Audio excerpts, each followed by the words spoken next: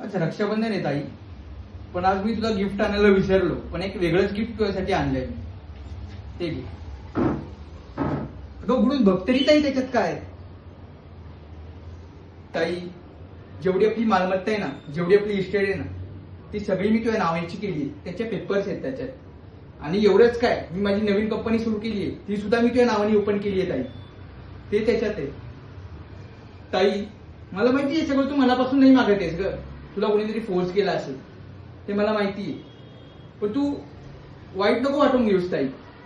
मला माहिती आहे तू कशी आहेस. तू खूप चांगली आहेस ताई. तू हे मनापासून कधी मला मागणार नाहीस ताई. जेवढं केवढं माझं आहे ना, ते सगळं तुझंच तर आहे. आणि हे जे पप्पांचं आहे ना सगळं, ते सगळं मी तुझ्याच तर नावाचे केलंय. आणि मला याच्यात काही रस नाहीये ताई. मी ना स्वकमाईवर विश्वास ठेवतो. मला पप्पांचं काही नकोय. मी जेवढं पप्पांचं आहे ना, तेवढं सगळं मी तुझ्या नावाचं केलंय. आणि जी माझी मी नवीन कंपनी सुरू केली ना, ती सुद्धा मी तुझ्या नावाने ओपन केली. कारण तू माझा आदर्श आहेस ताई. जेव्हा आई नव्हती ना, तेव्हा तूच तर मला वाढवलेस. तूच तर मला आईचं प्रेम दिलंयस ताई. एवढं तर मी तुझ्यासाठी करूच शकतो.